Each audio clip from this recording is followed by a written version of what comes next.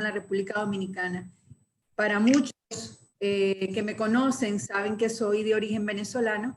Sin embargo, mi vida profesional y mi carrera prácticamente la inicié aquí en República Dominicana.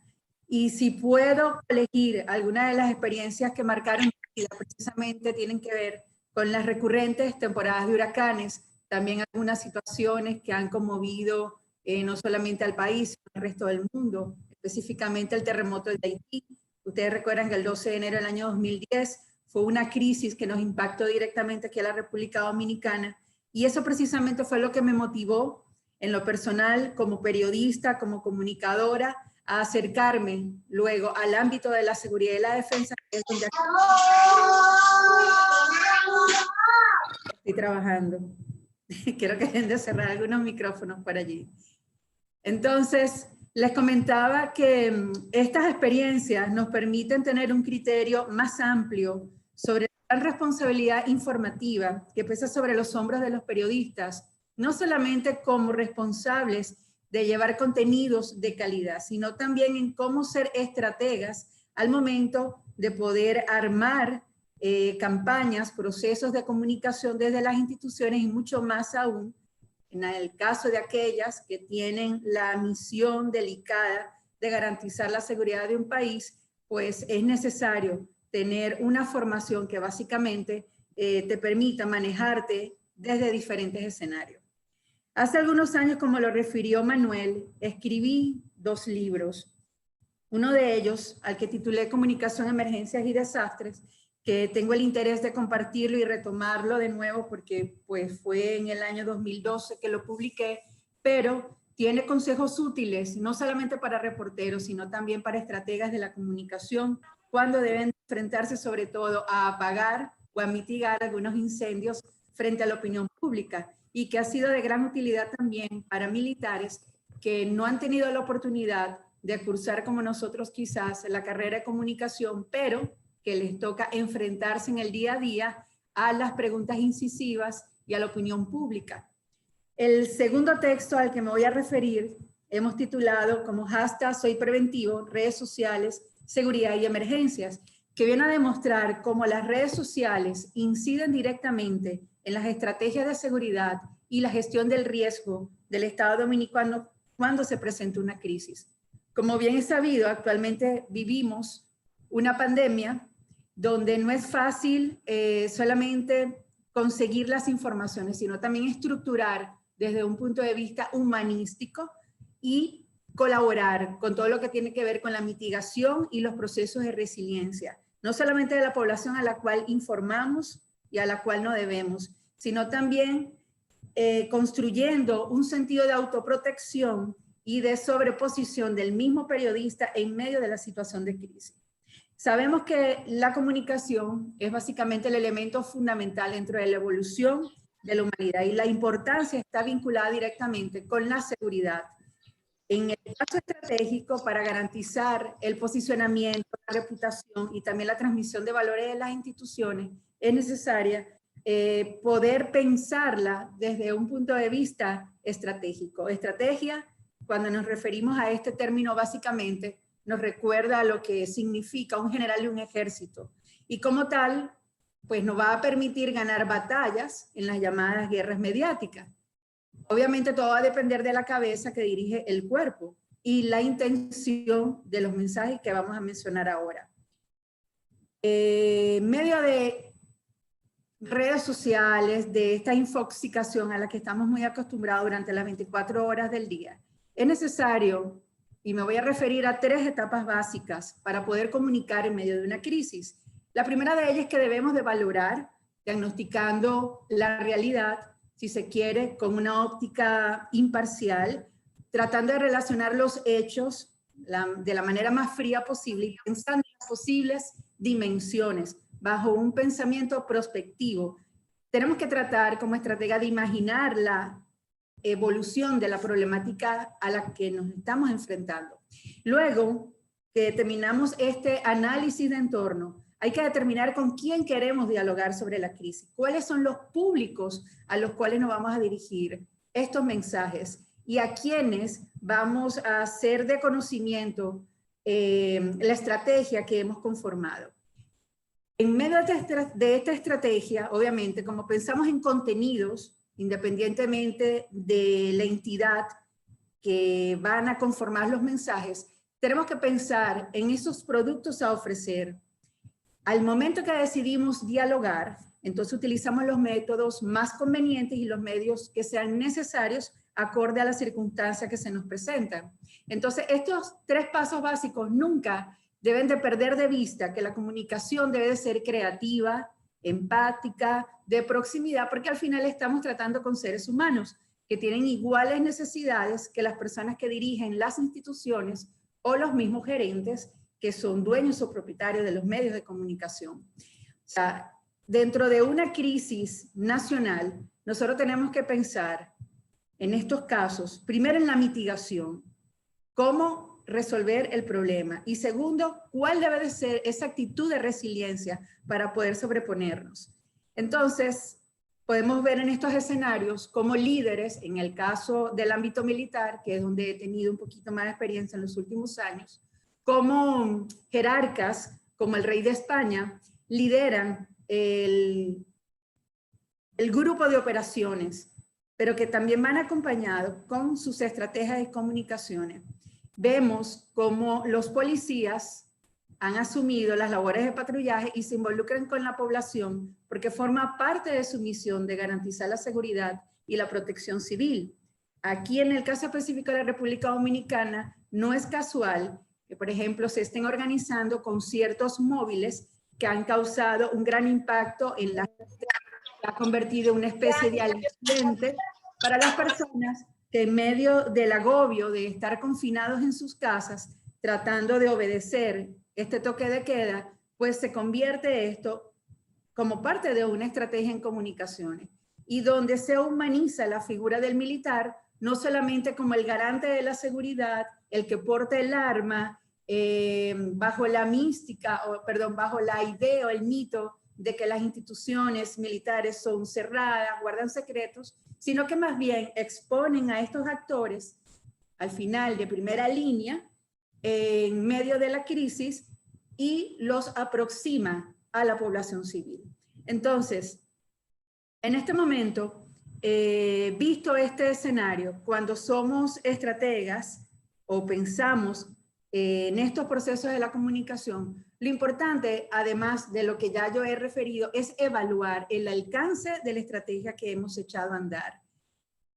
Afortunadamente, contamos con métricas en las redes sociales, diferentes medios sociales que te cuantifican los impactos. Y no es para nadie secreto que hoy en día muchas redes sociales tienen mayor alcance, mayor impacto y determinan las matrices de opinión pública mucho antes, incluso que los medios tradicionales y las formas tradicionales de hacer comunicación. Así que en definitiva, considero que es interesante que hoy en día, en el caso de las instituciones militares, en particular en los últimos años, hayan decidido abrir las ventanas y correr sus cortinas para dar paso a una interacción un poquito más fluida con la sociedad a la que sirven. Y en el caso de los periodistas, porque no dejo de serlo, aunque trabaje para instituciones militares, tengo un corazón de reportera porque durante años tuve la experiencia de estar del otro lado de la barrera y comprender muchas cosas. La primera de ellas es que en el afán de llevar primicias, de poder impactar, de poder dar palos noticiarios, ignoramos cómo se manejan algunos dispositivos de seguridad, algunos aspectos logísticos, administrativos, quizás el mismo orden jerárquico en medio de las operaciones, y muchas veces no logramos comprender que dentro de las emergencias hay una planificación ordenada, donde tenemos que primero acercarnos a la fuente del lugar. Aun y cuando se cierra o hay cierto hermetismo, buscar la manera, no solamente de consultar las fuentes oficiales o los reportes oficiales, que en estos casos al final es lo más prudente, es la información que tenemos que manejar en primera instancia, sino que adicional a esto tenemos que acercarnos a las víctimas, o en este caso a las personas afectadas, para manejar con mucha delicadeza, con muchísimo tacto, la manera en la que vamos a informar a la población sobre una determinada situación para poder revertir si se quiere, un aliciente también a través de la información que podemos llevar. Para cerrar un poco esta exposición, yo me voy a referir y me voy a permitir leer algunos consejos para cubrir crisis y tratando de ser también práctica en el mensaje que les quiero dar a conocer a ustedes esta tarde. Para cubrir una crisis, una de las cosas que recomiendo es ser puntual y controlar los nervios. Cuando somos claros y precisos en los mensajes que vamos a llevar, estamos colaborando o mitigando las causas del estrés, las causas del pánico, sin dañar la credibilidad también al momento de cubrir alguna emergencia. Hay que describir la escena, tenemos que recurrir a un lenguaje rico, no necesariamente debe de ser tan rebuscado, aunque seamos técnicos, y tratar de ser realmente lo más claro y conciso posible con lo que queremos informar. Tenemos que tener presente también la responsabilidad informativa en todo momento, porque hay que tener en cuenta que en las crisis, cuando se prolongan, hasta los mismos reporteros sufrimos de fatiga, nos sentimos extenuados, y esto muchas veces hace que no tengamos claridad o concisión en lo que estamos buscando. He hecho una autocrítica a los colegas en el sentido de que a veces nos referimos solamente a las cifras. Las cifras son importantes, ciertamente, pero en una etapa de la crisis. Realmente lo que la gente necesita es saber cómo resolver su problema, a dónde dirigirse en situaciones específicas y qué debe de hacer. Entonces, hay informaciones que son muchísimas más valiosas que las numéricas. Otro consejo que yo le doy a los jóvenes reporteros es evitar la especulación. Muchas veces incurrimos sin querer en el sensacionalismo, no siempre atribuimos el entero crédito a algunas fuentes, no la identificamos debidamente, y siempre es importante redactar en tercera persona para no inmiscuirnos en otro tipo de géneros que es propio de programas de opinión y de deliberación abierta. En el caso de los reportajes tenemos que tratar de ser un poquito más, sin caer en la frialdad, obviamente, presentar una situación siempre en tercera persona. Hay que procurar siempre tener una visión de águila. Hay noticias que dependen únicamente de fuentes gubernamentales, pero tenemos que irnos a otras fuentes precisamente para buscarle una pincelada humana a las historias que contamos y poder llegar a las personas. Muchas veces nos olvidamos de proporcionar contexto. Cuando hablamos de las crisis, por ejemplo, en temporada de huracanes, solemos hacerlo desde el mes de junio en adelante, cuando comienza a activarse, por ejemplo, la temporada de huracanes. Y sin embargo, durante enero, febrero, marzo, nos olvidamos de que somos altamente vulnerables, no solamente a los huracanes, sino también a los movimientos sísmicos. Recordemos que la isla Hispaniola en su conjunto está cortada por 14 fallas sísmicas y son datos que necesariamente la ciudadanía desde la edad escolar debería de manejar. Siempre seamos amables y profesionales con la fuente, tratemos de procurar y tener tacto con los directores de relaciones públicas de las instituciones, sobre todo las de gobierno, a las que queremos acceder para que consigamos realmente lo que necesita la población, no solamente lo que necesitamos como periodistas, sino lo que de verdad va a servir para otros, a nuestro prójimo. Y bueno, no está de más recomendar procurar las agendas institucionales, facilitar mapas y recursos audiovisuales, digitalizarnos, capitalizar el trabajo, cuidarnos y ser prudentes, sobre todo tener autocontrol y autoprotección. Ángel Peroso es un periodista, comunicadores que más se ha preocupado porque el periodista también se convierte en un comunicador social socorrista. Él establece en su tesis, y por aquí tengo también su texto que fue editado por la Cruz Roja venezolana. Bueno, mi perro le mordió la portada, pero bueno, lo importante es el contenido que hay aquí en este libro. Él explica que todo periodista tiene que contar con sentido común y actitud de resiliencia. Y explica que el ideal es que cada periodista tenga la posibilidad de por lo menos hacer un curso en primeros auxilios, porque nunca se sabe en medio de una emergencia cuándo le toque incluso asumir un rol para poder ayudar o salvar vidas, si fuera el caso. Creo que en todas las salas de redacción, además de los equipos de protección que estamos utilizando todos, como mascarillas, los guantes, también tenemos que utilizar otros instrumentos, otros tipos de equipos un poquito más sofisticados, porque no sabemos con qué nos podemos conseguir en la carretera. Así que hay que tener mucha prudencia y recordando el sentido que tiene la comunicación estratégica, tenemos que recordar siempre y valorar como una premisa el que la información ayuda a salvar vidas. Y cuando hay una crisis, somos una pieza fundamental dentro de la gestión del riesgo. La primera etapa, la prevención. La segunda, la acción frente a la emergencia. Y la tercera etapa, la resiliencia. Así que muchísimas gracias y pues doy paso a mis siguientes colegas.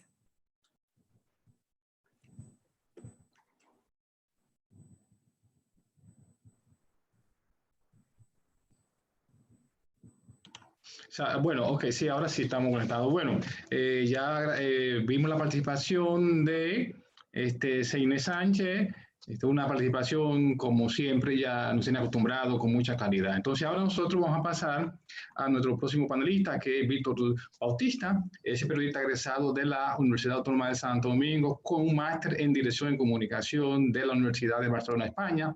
Ha trabajado como director editorial del Canal 7 en el grupo SIN, editor jefe del semanario Clave, el portal Clave Digital y director ejecutivo en el periódico El Caribe. También ha sido director de comunicaciones de la Corporación Dominicana de Prensa Eléctrica Estatales, CDEE, así como consultor de comunicaciones en otras instituciones, tanto públicas como privadas. También fue director de comunicaciones de la Asociación de Bancos Comerciales, ABA. Actualmente es socio director de Mediáticos Consultores en Comunicación. Paso a ti, Víctor. Tiene la palabra, Víctor. Muchísimas gracias. Muchísimas gracias. Déjame ver si puedo activar video para que me vean en vivo. Se ve un poco oscuro. Déjame prender luces. Déjame iluminar. ¿Cómo no? Sí. Bueno, les recordamos que las preguntas solo tienen que levantar el icono de la mano en su computadora para hacer la pregunta. En contraluz, pero lo importante será la presentación, porque no es... Yo tengo una presentación para compartir con ustedes. Se me dijo que hablase de comunicación de crisis en términos generales. Y la verdad que tengo que confesar que preparé algo muy primario. Me imagino que hay estudiantes, ¿verdad? Participando en esta actividad. Esa es la expectativa que tengo, porque yo sé que aspectos que voy a tocar son manejados y son conocidos por los profesionales de la comunicación que están en este grupo. Se oye como un ruido, como una intervención, ¿no? Entonces, procedo a compartir pantalla.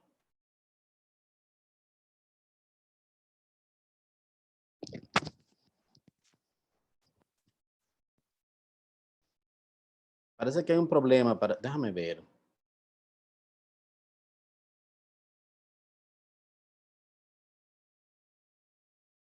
Un segundito.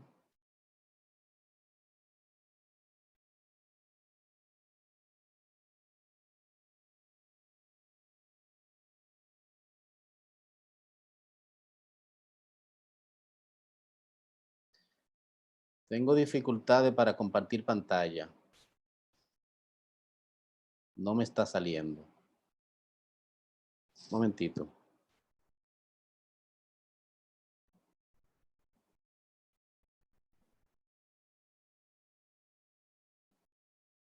Ahora puede compartir. Ok, perfecto. Ok. Bien.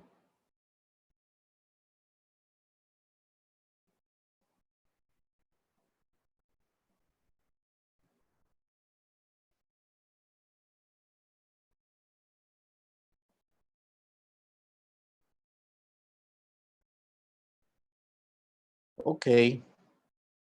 Excelente. Pues muchísimas gracias. Miren, yo creo que cuando se habla de crisis, y yo estoy pensando, ¿verdad? Que eso fue lo que se me pidió, en crisis de comunicación, la voy a vincular a las marcas, a las instituciones, en cualquier circunstancia. O sea, estamos en una situación de crisis en estos momentos causada por esta pandemia, el COVID-19, que ha afectado a las economías, la cotidianidad de la gente, ha afectado a las marcas también, y demás. O sea, esto es una crisis global, paralizante, inesperada, inédita, que no se puede decir que se tenga un librito para manejarla, por lo inesperada que ha sido y las características que tiene. Pero yo no voy a entrar en desarrollar temas vinculados directamente con la crisis del COVID. Creo que lo que voy a plantear tiene aplicación en cualquier escenario de crisis. Cuando hablamos de crisis de comunicación, hay que pensar que siempre puede haber marcas involucradas, marcas comerciales, marcas institucionales o hasta marcas personales.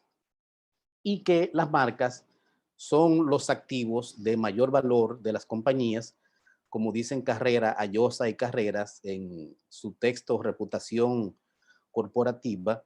Ellos son parte de Corporate Excellence, es un grupo en España que está formado, apoyado por un conjunto de empresas transnacionales que quisieron tener una suerte como de instituto o de ONG que hiciese estudios sobre reputación. Es un tratado muy interesante que yo recomiendo, y sobre todo en estos tiempos en que estamos en el confinamiento y tenemos tiempo para lectura. Pero también cuando hablamos de crisis de comunicación hay un elemento clave que se mueve ahí, y es el tema de la confianza, que es la clave de todo, y lleva inclusive, potencia, constituye, opera como una palanca para gestionar la reputación. Y la confianza es un elemento fundamental en todo negocio, en toda acción, en toda institución, en todo gobierno. Cuando se perdió la confianza, es lo peor que puede pasar. Es un activo muy valioso. Se complica la cosa.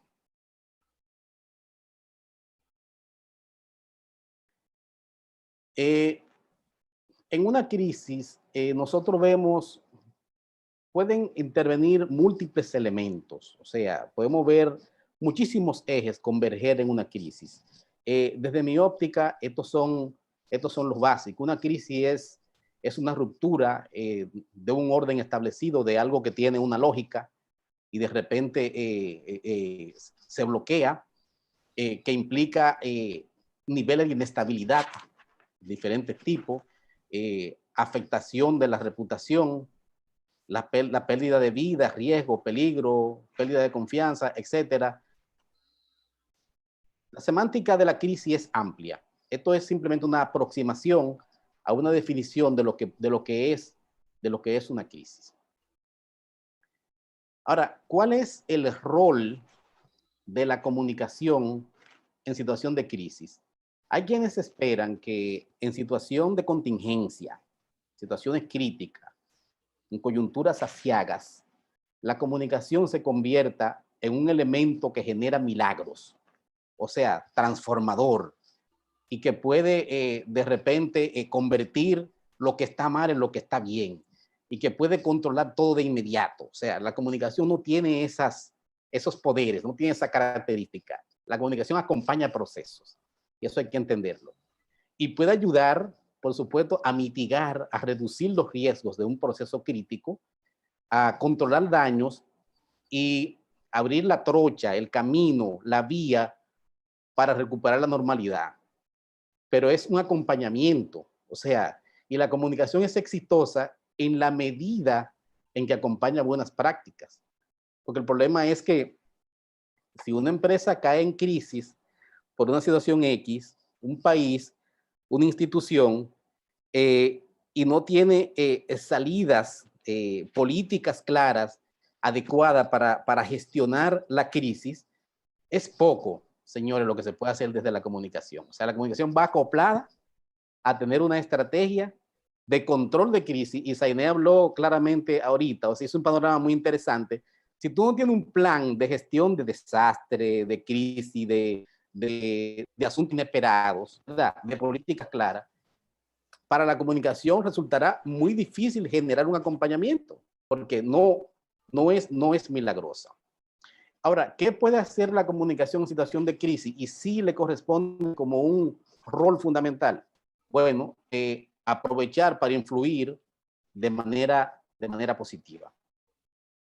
La influencia positiva, como lo llamamos nosotros. segundito, que hay un slide que se me oculta. ¿Cuál es el marco de actuación en situaciones de crisis? Y nosotros hemos visto ejemplos aquí en la República Dominicana que son bastante simbólicos de cómo el marco de actuación en situación de contingencia distorsiona el manejo de la crisis, impide que el manejo sea exitoso, impide que ese proceso sea aprovechado para tú proyectar la fortaleza de la marca e impide emerger con éxito de una situación conflictiva. Lo primero es la actuación rápida. O sea, en una situación de crisis, la comunicación tiene que actuar de manera rápida para instalar la narrativa de lo que ha pasado, para instalar la historia de la marca, de la empresa, de la institución, del país. O sea, ser el primero en informar para que el relato no te lo construya un tercero desde su visión. Obviamente, para informar de manera rápida, debes tener una aproximación clara o la información básica, la información puntual y preliminar bien organizada de qué pasó para saber qué vas a contar hacia afuera, contar la crisis. Pero también otro elemento importante es que a la hora de presentar el relato de la crisis, de dar ese primer paso para presentar al público desde tu escenario, con tu vocería y con tus controles, hay que ser transparente.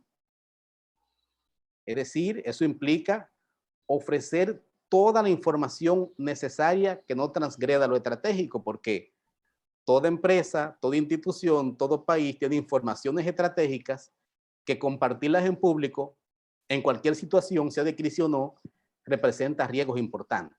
O sea, porque vamos a estar claros, yo creo que no todo debe salir afuera. O sea, hay información reservada por un tema de riesgo de mercado, por un tema de estabilidad, por un tema hasta de seguridad. Pero la práctica de la transparencia, de contarlo todo en la medida de lo posible, es muy importante. Pero también es importante mantener un monitoreo permanente, una evaluación del trayecto de la crisis y medir. Porque si no se mide, uno no conoce la dimensión de la crisis, ni sabe dónde está ni para dónde va, ni cuál será su evolución. Entonces, las métricas son muy importantes. Hay diferentes tipos de métricas, o sea, uno puede hacer métricas manuales, hay aplicaciones digitales mediante la cual tú puedes medir aspectos de comunicación. Nosotros en Mediáticos Consultores en Comunicación desarrollamos una aplicación que se llama Financial Media Intelligence, que está concebida para la industria financiera. Es una aplicación que al momento, en situación de crisis de normalidad, te va diciendo de las marcas financieras y bancarias quiénes hablan de ti en los medios, en qué tono lo hacen, por qué vía, con qué frecuencia, y te da inclusive tendencias. Es una aplicación que opera desde el año 2016 y debe tener a esta hora cerca de 46,000, 47,000 entradas distintas de contenidos vinculados al sistema bancario. Incluye a los reguladores, también incluye al Banco Central, a la Superintendencia de Banco, a todos los entes del mercado de valores y sus reguladores. Toda la información que se comparte en los medios ordinarios todavía no mide todavía redes sociales. Eso es un mundo desbordado, eso es una masa amorfa, eso es una cosa realmente difícil, pero estamos buscando solución para tener algunas métricas sobre redes sociales. El caso es que esta aplicación ha servido a varios de nuestros clientes para manejar de manera precisa situaciones de contingencia que se le han presentado. Y la idea de construir esta aplicación, que es una aplicación de gestión de crisis y de gestión de reputación en medios de comunicación, viene desde el año 2003. En el año 2003 a nosotros nos tocó ser el project manager de la gestión de crisis de la industria bancaria de la República Dominicana cuando cayeron 3 bancos. Quebraron 3 bancos importantes, quedaron otros bancos en el sistema y desde la Asociación de Bancos se desarrolló una estrategia para salvaguardar la imagen, la reputación y los activos intangibles de la banca que no estaba involucrada en el fraude. O sea, la banca que quedó, porque se creó todo un panorama de confianza y había que reconstruir, o sea, recuperar la confianza de la gente en el sistema bancario. Creemos que se logró, obviamente que fue un trabajo de años, de mucho esfuerzo, pero también, como decía antes, de reformas y buenas prácticas, porque después de la crisis vinieron una serie de reformas, inclusive impuestas por organismos internacionales, que la banca aceptó. Vino el buen gobierno corporativo, la responsabilidad social, las buenas prácticas. Entonces la comunicación se montó ahí, ¿verdad? En ese carro y acompañó a la banca a salir de su crisis, pero tuvo que actuar, o sea, tomar decisiones concretas, porque la comunicación no hace milagro. Entonces, en una situación de crisis se requiere información constante hasta cerrar la crisis. O sea, no es simplemente abrir, darla a conocer, dar una rueda de prensa, informar que tenemos una situación y ahí se apagó todo, cuando sabemos que la crisis continúa. O sea, pueden establecerse sistemas de boletines frecuentes, las páginas web, los portales de internet de las entidades, de las marcas, se convierten en centros de información en momentos de crisis para facilitar datos a los periodistas y demás. Y un tema interesante es siempre ser humilde en la transmisión de la información, dispuesto siempre a enmendar errores y no dudar en pedir disculpas si hay que hacerlo. O sea, yo creo que la humildad que juega un rol importante, que una crisis no puede manejarse con altanería, ni pensando en que somos perfectos, en que no hubo errores, en que nos vino una contingencia porque sí, pero no fue por culpa de nosotros. O sea, yo creo que eso, dentro del marco de actuación, ese es un aspecto importante.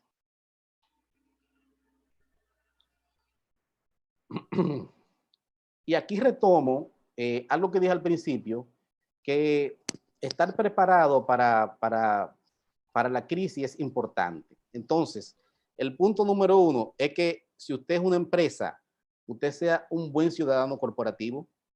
¿En qué sentido? Un ciudadano que cumpla la ley, un ciudadano que tenga buenas prácticas en el mercado, un ciudadano que compita sobre la base de la buena fe, ¿verdad? De la transparencia, respetando las normas, un ciudadano corporativo que pague sus impuestos y por supuesto, al hacer esto, al ser así, que sea justo también y que sea transparente en la oferta de los bienes y servicios que lleva al mercado, o sea, no mentir sobre ni abultar lo que está ofreciendo, ni camuflajear los bienes y los servicios. Entonces, eso lleva definitivamente a la buena práctica, lleva al reconocimiento público, a ganarte lo que se llama la licencia social, que muchas empresas olvidan esto. O sea, la licencia social es el permiso que te dan los consumidores, que te da el mercado, que te dan los agentes económicos para que tú operes en el mercado sin ruido. O sea, es la aceptación a tus bienes y servicios y la aceptación a tu práctica corporativa. Esa es la licencia social. Fíjense, por ejemplo, señores, y que tengo conocimiento de causa porque he estado vinculado al sector. En el sector minero, lo difícil que ha sido conseguir la licencia social. O sea, las campañas que le hacen a las empresas mineras en los medios de comunicación son impresionantes. Todos conocemos lo que ha pasado con Barrick aquí. Se ha calmado ya un poco después de aquel acuerdo modificado con el gobierno, pero todavía la minería genera mucha sospecha, suspicacia, enerva, inquieta a los ambientalistas, inquieta a las comunidades. ¿Por qué razón? Porque yo creo que no han trabajado la licencia social sobre esta base de lo que digo para tener reconocimiento público. Pero también como elemento preventivo hay que tener alianza sólida, aliarse sólidamente con los clientes, los accionistas, los empleados, los suplidores, la competencia. Y usted dirá, pero ¿cómo me voy a aliar con la competencia? Bueno, no es una alianza de que van a andar juntos vendiendo la misma cosa y desarrollando la misma estrategia, pero sí compitiendo con honestidad, con transparencia y con respeto a la ley. Eso es un tipo de alianza. Pero también se debe contar con una estructura de comunicación. O sea, yo creo que años atrás no había las estructuras de comunicación dentro de los esquemas organizacionales no eran nada importante. O sea, no representaban nada. La empresa se ha dado cuenta de que tanto la estrategia de comunicación como la estructura de comunicación, los profesionales de comunicación son importantes y algunos inclusive ya llegan a estar en el alto staff de las organizaciones corporativas. Por ejemplo, antes era impensable, y estoy hablando de pocos años atrás, que tú tuvieras un vicepresidente de comunicación de un banco. Se dieron cuenta tarde, ¿eh? Tú tenías un gerente por ahí, o un subgerente que hacía unas notitas de prensa y la sacaba cuando salía el estado financiero.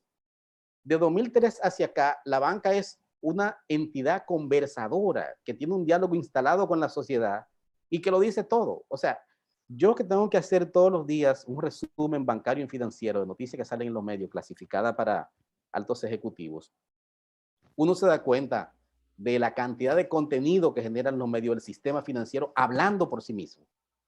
O sea, no tercero, no, hablando por sí mismo y poniendo una agenda. O sea, eso es porque tienen una estructura de comunicación. Hay que contar también con un plan de comunicación de crisis. Es impresionante cómo muchas empresas invierten en pólizas de seguro carísimas para proteger sus maquinarias, proteger sus instalaciones físicas, ¿verdad?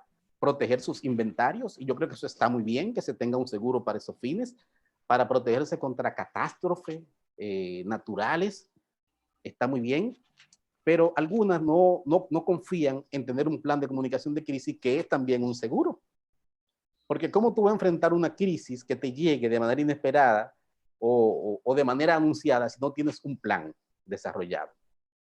Ha de tener también portavoces entrenados, capaces de transmitir los mensajes con eficacia, capaces de entrar al escenario de los medios de comunicación y controlar situaciones con un discurso creíble, estructurado, inteligible. Las buenas relaciones con los medios, reconocimiento de los medios importantes, eso se logra a través del diálogo permanente, de la entrega constante de información, ¿verdad? De la interacción. Yo veo también que desde 2003, y como esa es mi área en la que más me desempeño, después de 2003, los bancos comenzaron a instalar, a desarrollar algunas prácticas de comunicación y de interacción con los medios, como almuerzos, desayuno, encuentros especiales, donde ellos abren sus libros, o sea, y responden todas las preguntas que le hagan sobre sus resultados. Y lo hacen periódicamente. Ese diálogo antes no existía y ahora está existiendo. Yo creo que hay muchas oportunidades para empresas de otro tipo, empresas industriales, mineras, de asumir esa práctica de tener un diálogo constante con los medios de comunicación. Pero también ha de contarse con una comunicación interna fluida, porque si tú conectas bien con los públicos externos y no conectas bien con los públicos internos, tienes un problema, porque los públicos internos son todos portavoces de la marca, portavoces de la institución. O sea, todos hablamos del sitio donde trabajamos de alguna manera. Lo hablamos con un amigo, con un compadre, con un compañero, con la esposa, con la familia, con quien sea, pero uno se pasa el tiempo hablando del sitio donde uno trabaja y uno es portavoz de ese sitio. Ahora, para ser portavoz de ese sitio, tú tienes que estar empoderado y sentirte parte de ese lugar. Y en estos tiempos es inevitable también tener una estrategia digital.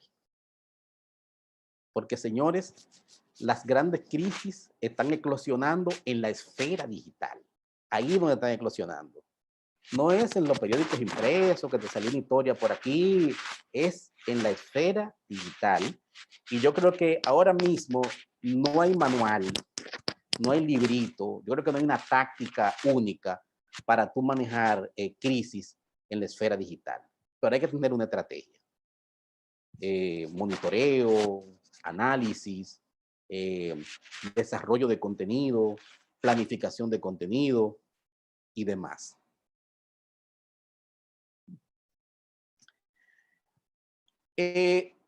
Son 10 slides solamente, no se desesperen, porque hay comunicación de crisis en 10 estaciones, le pusimos así. Un error que pueden tener muchas marcas es ignorar los riesgos. Y eso puede tener consecuencias fatales, porque te puede pasar una década 2 décadas, 3, sin que se te presente una crisis, pero un día va a llegar. Un día va a llegar y veremos al final un dato que ofrece un reconocido experto en comunicación de crisis, para mí el mejor de las últimas generaciones en España. Murió a destiempo hace un par de años, pero dijo algo muy contundente sobre la exposición de las empresas a crisis, que al final lo vamos a compartir. Entonces, ignorar los riesgos es exponerte a que en cualquier momento te hunda, se hunde el barco, o que desaparezca el mercado. Hemos visto empresas que han desaparecido envueltas en una crisis, que a veces les surge en la parte más inesperada. O sea, hoy en día, señores, hasta un blog de provincia puede ser el detonante de una crisis. Puede ser la chispa que encienda toda una pradera. Y si no desaparece o te hundes, puede tener entonces deterioro en tu participación en el mercado, dificultades para levantarte y comenzar a operar de nuevo, y dificultades para quitarte de encima la percepción negativa que tienen de ti porque se construyó un relato que tú no pudiste controlar. O sea que ignorar los riesgos no es nada recomendable. Y contar con un plan de comunicación de crisis significa que tienen que hacer previamente, eso ya es un poco técnico, ¿verdad? Eso es lo que nosotros hacemos con los clientes que nos piden planes de comunicación de crisis, que primero hacemos una auditoría de comunicación, damos estos pasos que son importantes, la clasificación de riesgo, sobre todo en la industria financiera el riesgo es un elemento muy importante. Fíjense que los bancos tienen área de riesgo nada más establecida para eso, y que existe inclusive hasta la supervisión basada en riesgo. Y entonces existe también en el sistema financiero, y ojalá que otros entes lo asuman, la comunicación basada en riesgo. Tu mapa de aliados es importante, con quiénes cuenta, con quiénes no cuenta, quiénes representan riesgo para ti, quiénes no. Hay que tener un servicio de monitoreo de medios y de redes sociales, porque hay que saber qué se está diciendo de ti afuera. O sea, si tienes los oídos tapados y no sabes qué está pasando fuera con tu marca, sobre todo si tú eres una marca que impacta mucho en la sociedad, que tiene grandes cantidades de clientes y de consumidores, tiene que saber qué se habla de ti en las distintas instancias mediáticas. Y contar también con un manual de comunicación de crisis, que eso, yo lo digo claramente, lo vendemos, pero somos sinceros, esa no es la salvación. O sea, usted tiene un manual de comunicación de crisis en la gaveta, le explotó una crisis, sale corriendo para la gaveta a buscar en la página 14 cómo actuar. Eso no es así. O sea, el sentido común es importante. El manual de crisis es una guía aproximada a partir del escenario de crisis que puedas tener, y esa guía te puede ayudar a generar un marco de actuación, pero no es que es aplicable a toda situación de crisis. Cada crisis es diferente. Por eso es que el entrenamiento de quienes manejen la parte de comunicación, la vocería, el comité de crisis que debe estar entrenado para tomar decisiones, es muy importante, porque cada crisis tiene su propio trayecto. Entonces, lo otro es que en tiempo de crisis hay que tener sus herramientas preparadas, sus materiales bélicos para poder responder. La evaluación, el monitoreo son elementos muy importantes para entender los estadios de la crisis, ¿verdad? Tienes que prepararte tu stock de preguntas y respuestas, preguntas probables que te puedan surgir en las redes sociales, en los medios, en los distintos públicos que convergen contigo. O sea, tiene que saber qué responder a cada instante de la crisis y a cada público. Por eso también es importante contar con un argumentario dividido por público, los modelos de piezas de comunicación que tú vas a sacar hacia afuera y hacia adentro en un determinado momento, en una determinada situación de crisis. O sea, tener las maquetas hechas, aunque fuese contexto más o menos aproximado, que solo tengan que modificarlo. Obviamente, que no te pase como a Rajoy, ¿verdad? Que hubo una situación, creo que un ataque en Madrid, murió mucha gente con una bomba, una explosión, y entonces se le dio el pésame a la familia de unas personas que iban en un tren que se descarriló, porque tomaron una plantilla de un modelo de comunicación que estaba ahí y no lo cambiaron. Entonces, los modelos hay que revisarlo. Hay que contar con hojas de datos sobre la empresa, el proceso, o sea, los números, los cálculos son importantes y los medios siempre los reclaman. Los mensajes clave por público y contar con un centro de atención para medios para siempre dar la cara.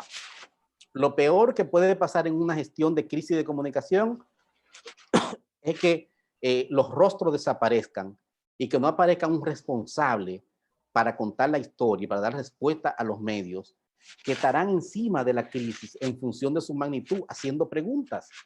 Y esos vacíos son un error y pueden llevar a consecuencias serias para la marca, a consecuencia de que le construyan un relato en contra, pero también que le afecten la confianza y la credibilidad en el mercado.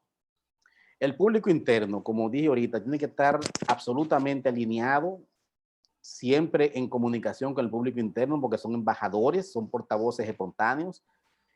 Activar, esto debe estar activado siempre en las empresas, o sea, esto no es solamente situación de crisis, las informaciones, los informes constantes sobre la marcha de la empresa en intranet, los newsletters, los murales, las reuniones periódicas son importantes para que tu público se sienta parte de ti, bueno, y te pueda defender en una situación de crisis. También está la designación de portavoces por área. Si una empresa es muy grande y tiene representaciones en provincias o fuera del país, hay empresas locales que tienen representaciones fuera del país, tú tienes que tener designados voceros en esos sitios cuando te traiga una crisis para que puedan hablar con claridad y con propiedad. Es decir, como siempre digo, construir el relato. Pero en la crisis también llega, es importante, el cómo tú cierras una crisis es importante. O sea, si cuando abre tiene que ser ágil para rápidamente controlar el discurso, controlar la semántica, ¿verdad? Lo que se va a decir de ti, el cierre también es muy importante.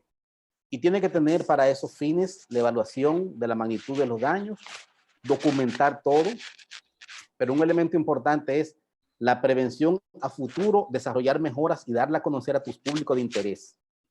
Que tenga la confianza de que ocurrió una crisis, pero que probablemente en los próximos años no se va a repetir porque tú tomaste los controles, documentaste, ¿verdad? Aplicaste soluciones, desarrollaste mejoras. Y al final tú tienes un informe de cierre de la crisis, contando lo que ocurrió y ya, y pasaste a la historia. Y probablemente esa crisis te ayudó a que tú seas un ente más fuerte en el mercado. Una crisis puede representar una gran oportunidad de relanzamiento, de revisión de procesos, de reestructuración de ti mismo, de cambiar la cara y de ser mejor. O sea, la crisis no necesariamente tienen que destruirnos, nos pueden hacer mejores. Y finalmente, que ya este es el slide 10, es la cerraste, pero tienes que prepararte para la próxima crisis porque no es que está exento. O sea, esto no es una vacuna, ni es una inmunización.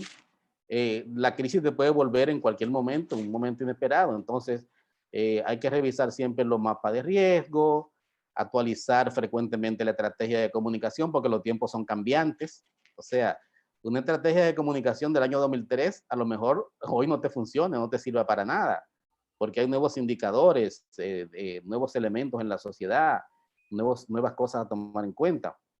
Nosotros sugerimos hacer con cierta regularidad, con cierta periodicidad, simulacro de crisis para ver cómo la manejan los entes que están ahí. También las empresas van desplazando personal, van haciendo rotaciones, vienen gente nueva, entonces hay gente hay que entrenarla para que esté en el corazón de la empresa.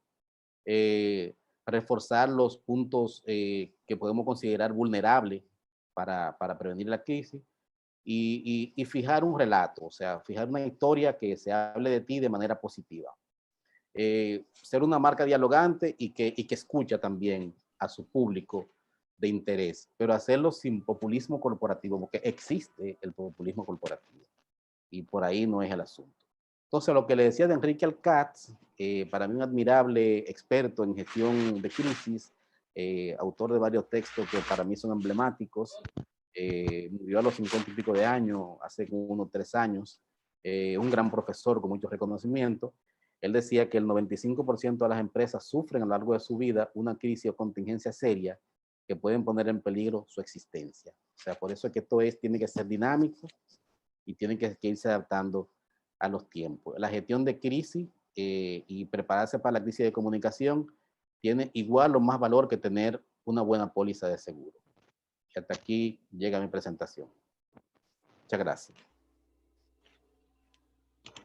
Bueno, le damos la gracias a Víctor con esa brillante participación que ha presentado a todos los que estamos de una u otra manera en sus hogares conectados con lo que es el evento que organiza la Escuela de Comunicación de la Universidad Católica de Santo Domingo. También aprovechamos, le damos la bienvenida al maestro Félix Almonte, director de la Escuela de Comunicación de la UAS, que al mismo tiempo... Ese amigo mío, ese compañero de estudio mío, brillante.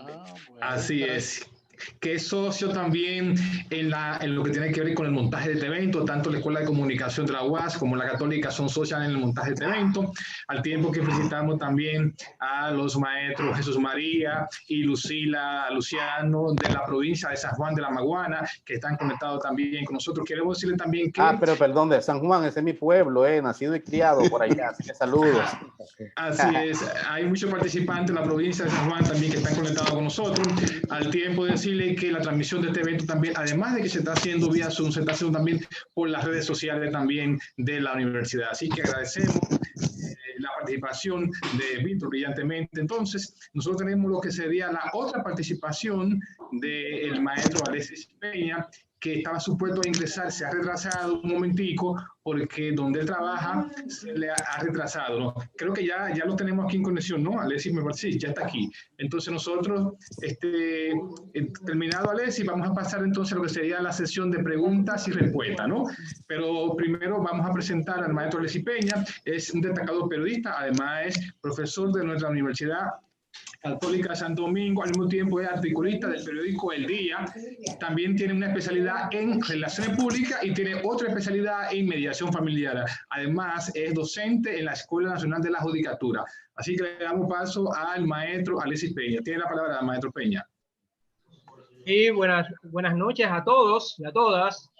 Para mí es un placer estar con ustedes. Y nada, estamos aquí para compartir algunos conocimientos y también en medio de esta situación, pues, con el compañero Víctor, que he sido siempre he sido su lector de su columna y un seguidor de él en sus trabajos, y con el profesor Félix Parader y todos los compañeros y compañeras que están por aquí. Veo también que está el compañero Oscar Vázquez por ahí también. Así que un saludo a todos y a todas. Muy bien.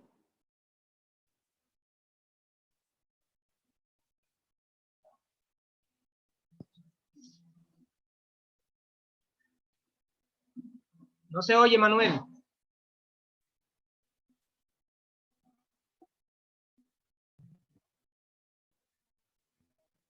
Escuchamos, Alexis. Ok. Ya, ok. Ya puede empezar, Alexis, ok. Ok, bien. Bueno, yo tengo realmente algunos puntos que compartir con ustedes y he estado escribiendo en estos días en mi columna Conflictos y Mediaciones del periódico El Día, y también compartiendo con mis compañeros en el centro de mediación algunas situaciones, en este caso con lo que estamos viviendo en el mundo, el asunto de la pandemia, de cómo la gente pues, está ahora mismo compartiendo, viviendo dentro de situaciones, en este caso conflictos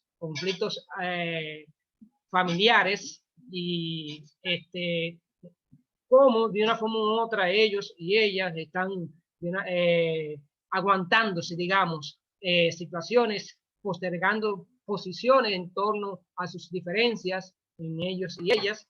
Entonces, realmente esto ha sido, digamos, un fenómeno que ha agudizado situaciones en la familia dominicana. Se han visto, por ejemplo, en los medios de comunicación que han sabido reducir situaciones de denuncias de violencia intrafamiliar y de género por situaciones que se están dando en el hogar, situaciones de conflicto que están se están postergando porque no hay lugares donde ir a exponer las situaciones. en medio de esas cosas que está ocurriendo en la familia, también en los condóminos, en las residenciales, en la vecindad, en una serie de conflictos con los cuales nosotros trabajamos en el día a día, vemos realmente, en este caso, ahora mismo los medios de comunicación, el impacto que están teniendo los medios de comunicación, donde a través de los medios de comunicación es que las personas de una forma u otra están moderando situaciones, manejando situaciones de una forma u otra, enterándose de las noticias, algunas favorables, otras desfavorables, en torno a la pandemia COVID-19, de cómo ese hacinamiento, digamos, por lo que está pasando las personas en sus hogares, ha provocado realmente que haya mucho, según los psiquiatras y psicólogos, pues hay muchas consultas en estos momentos donde, donde se están explotando, digamos, barbaridades, ocurriendo situaciones de muchísima índole. Nosotros, pues, hemos estado escribiendo sobre lo que nosotros entendemos de cómo, por ejemplo, la gente debería manejarse en torno a esta situación de pandemia. Y hemos planteado la importancia de que es cómo tolerarse en un momento de hacinamiento, de aislamiento social, donde usted ahora mismo no puede, pues, salir de su hogar, estar en la casa con todos los familiares, con los hijos, pareja, con sus abuelos, etcétera. O sea, es una situación que se torna un poco compleja en la familia dominicana. De todas maneras, pues hemos, a través de nuestros escritos, hemos planteado la manera de convivencia, de cómo a través podemos convivir en medio de la diferencia. Nosotros vemos el conflicto como una oportunidad, como un desafío.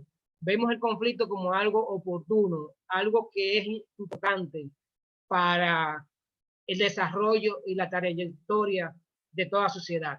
Nosotros vemos el conflicto como algo, una oportunidad que tenemos las personas y que tienen las instituciones para revisar una serie de objetivos, de planteamientos, de situaciones.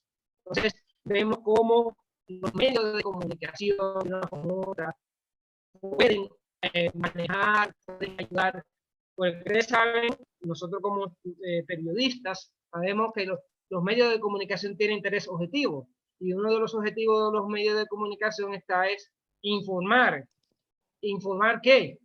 Bueno, ahora mismo ustedes ven que se ha hablado mucho de la noticia falsa, se ha hablado también de la crisis por lo que están pasando los medios de comunicación. Un periódico que salía antes con 36 páginas, 40 páginas, hoy con 2 páginas. Entonces, eso nos está diciendo un mensaje de lo que está pasando realmente en el periodismo dominicano, lo que está pasando y cómo los medios de comunicación hoy día están dándole más prioridad a la comunicación digital.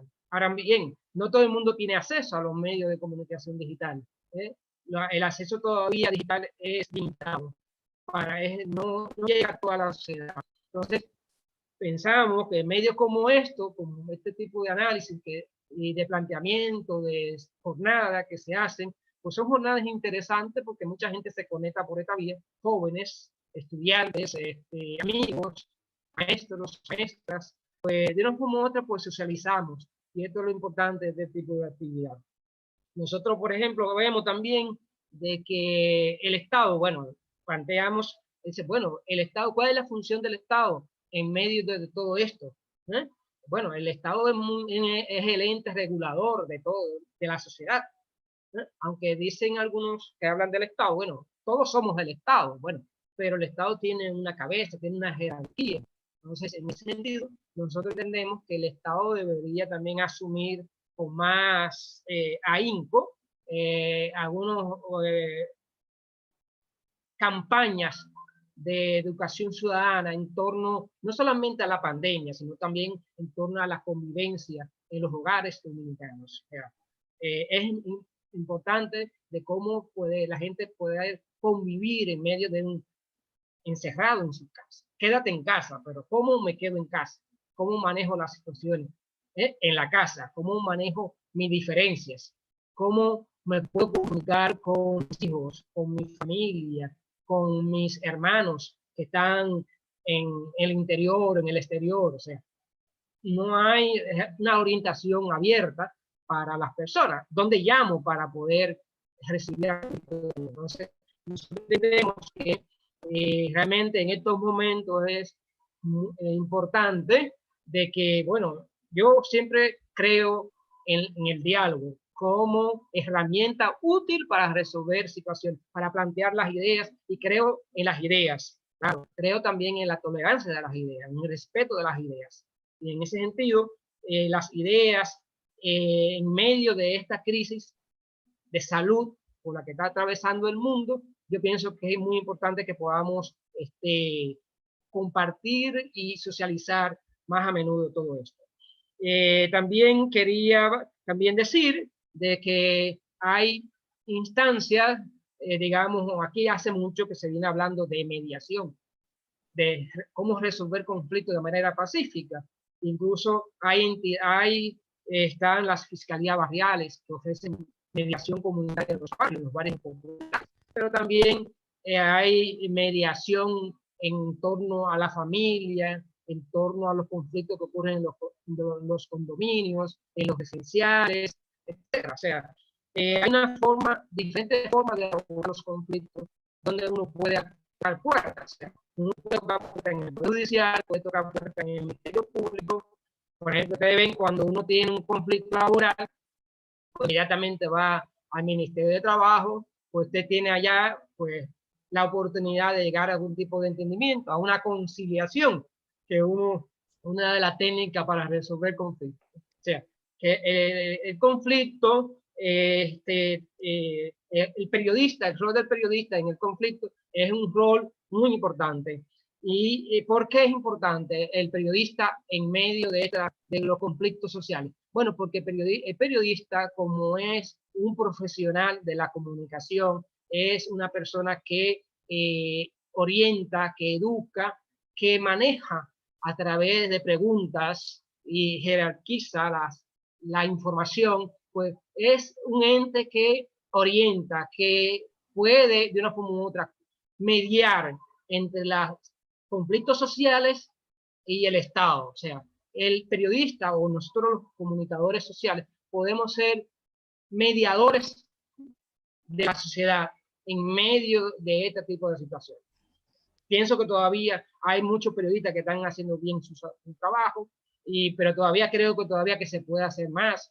Pienso esta jornada que están haciendo las universidades, la Universidad Católica Santo Domingo, la Universidad Autónoma de Santo Domingo y otras universidades también son puertas que se abren a la comunicación, al diálogo de las ideas. Y entonces, para nosotros, como profesionales de la comunicación, pero también profesionales de la mediación de conflictos, entendemos de que es momento de hacer más esfuerzo, pero también hacer más aporte a la comunicación, al diálogo, exhortar a los candidatos políticos, a los candidatos presidenciales en este caso, que ya próximamente vamos, los candidatos, ¿qué dicen los candidatos para resolver esta situación de crisis con la que está pasando el país? Y nosotros como periodistas, como comunicadores mediadores de la sociedad, con los partidos políticos, con el Estado y con la gente, pues pudiéramos también ser un canal que las personas pueden utilizar para llegar a los políticos, para preguntar a los políticos cuáles proyectos tienen, qué programas tienen para enfrentar los desafíos, tanto en el ámbito económico, social, de salud, de empleo, de la juventud, etcétera. O sea, hay una serie de cosas de que de una forma u otra, pues, entendemos nosotros que la comunicación, el periodismo, el conflicto, de una forma u otra, están ligados. O sea, hay una mezcla, hay un canal. Entonces, nosotros como periodistas, mediadores, pues de una forma u otra podemos hacer aportar un granito de arena. Entonces, esas son como algunas ideas que deseaba compartir con ustedes, y también estamos abiertos a preguntas, estamos abiertos a sugerencias, y también que podamos, que no sea la primera vez, sino que haya otras ocasiones para nosotros poder seguir compartiendo conocimientos, proyectos e ideas.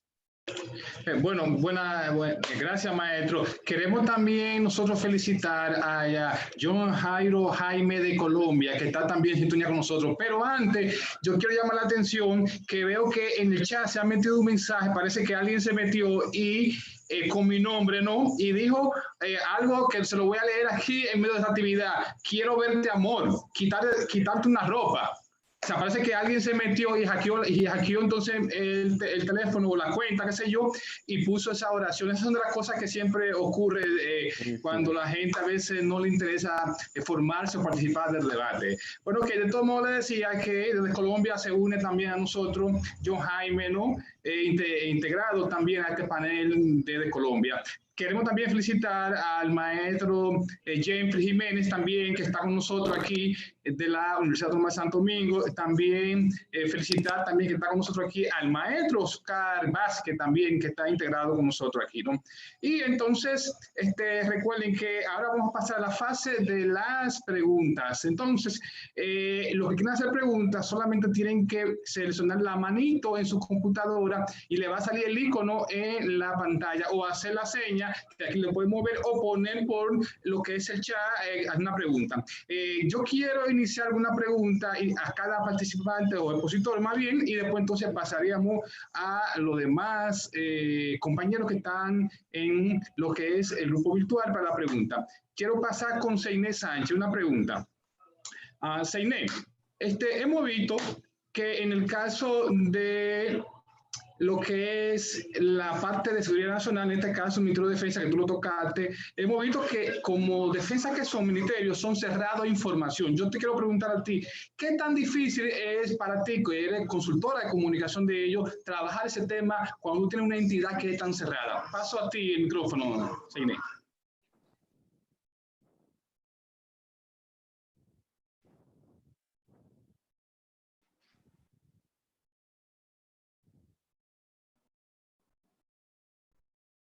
Hola, ¿me escuchan, verdad?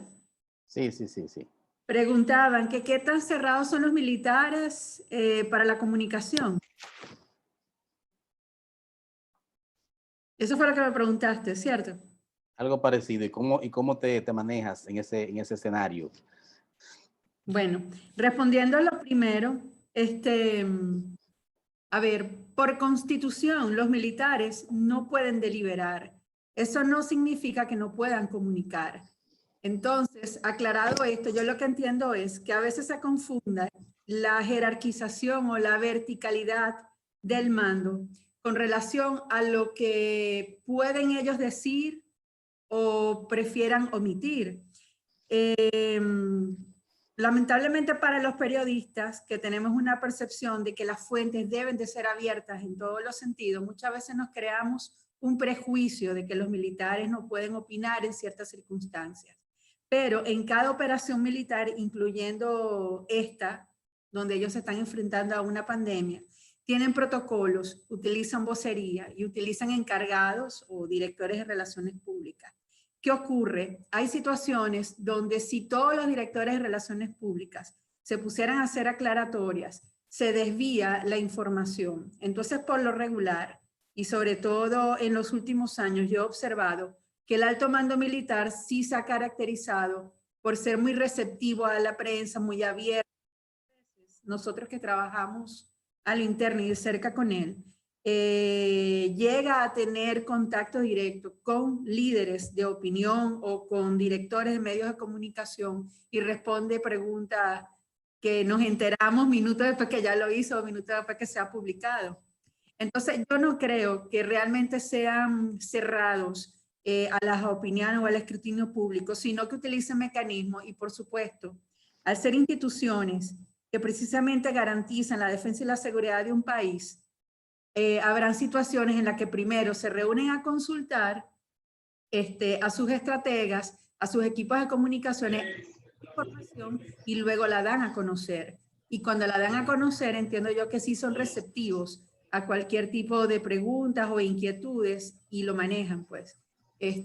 A diferencia quizás a otras fuentes que necesitamos en la calle. Por eso muchas veces el periodista confunde que el militar que está en la calle tiene o está obligado a dar ciertas informaciones y no pueden hacerlo porque se deben a un mando superior. Todo lo contrario, lo que pueden es meterse en un lío si se atreven a opinar cuando su superior así no se lo ha indicado. Y respondiendo a lo segundo sobre cómo yo me he manejado en esos ambientes, mira, yo creo que la calle te da la experiencia como reportera, y lo viví por muchos años, de tú darte cuenta que hay definitivamente mecanismos, operaciones militares que tú no logras comprender porque ellos tienen un manejo logístico, administrativo y la misma verticalidad del mando.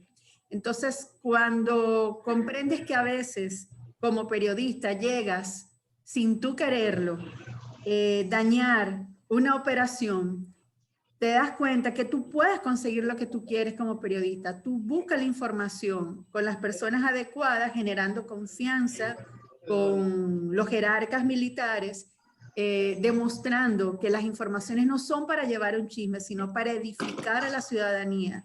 Cuando logras esa confianza, el trabajo como periodista desde la calle se te facilita.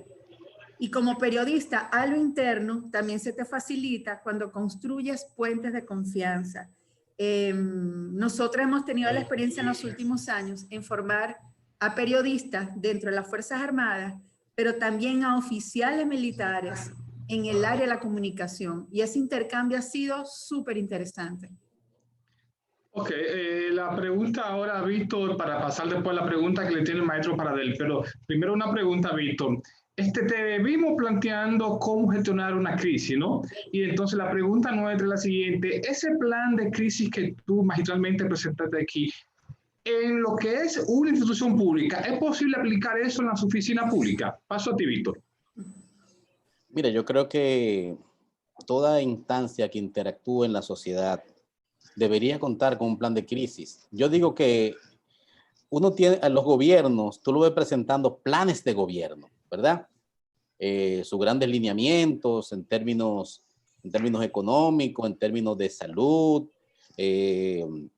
alimentación, vivienda y todos esos elementos básicos que un gobierno tiene que poner atención, desarrollo de todo tipo, transporte, etcétera, etcétera. Pero ¿alguno de ustedes ha visto que algún candidato presidencial o presidente gobernando presenta una estrategia país de comunicación de crisis? No. Fíjense cómo aquí surgió una crisis del turismo a partir de unos relatos inventados, unas historias, de unas historias que son, ya ustedes saben, o sea, cuentos de camino. Y afectaron la industria turística dominicana. O sea, que hubo dudas sobre el tema de la muerte de turistas por ingestión de bebidas alcohólicas. Y eso puso en riesgo inclusive la industria productora de ron, que es emblemática y que tiene un reconocimiento internacional y que genera divisa y crea empleo por una crisis de comunicación. No estábamos preparados para eso. Tuvimos que dar un paso reactivo para tratar de mitigar eso. No fue muy mal. Pero también, ¿ustedes recuerdan la crisis que hubo al principio del gobierno del presidente Medina con la sentencia del Tribunal Constitucional sobre la nacionalidad? O sea, la República Dominicana fue arrastrada a escala planetaria con esta sentencia. Y gracias a Dios que 3 o 4 embajadores hábiles, como Aníbal de Castro, periodista, ¿verdad? Exdirector de periódico, Pedro Vergés, Federico Cuello y otros más, pudieron salvarle un poco el pellejo al país. Pero es que un país está sujeto a crisis, entonces, tanto un país como una empresa, como una organización, una ONG, donde quiera que hay grupos organizados, deberían tener un plan de gestión de crisis, deberían tenerlo. Y yo creo que eso es perfectamente posible. Ok, pasamos entonces al maestro Paradel y la pregunta que tiene a uno de los panelistas, por favor, Paradel. Paradel. Sí. ¿Aló? Bueno, ok, no me estoy escuchando Paradel, parece, pero alguien que esté interesado en una pregunta a uno de los panelistas, por favor, entonces, mientras el maestro Paradel puede escuchar para así tener conexión con el audio.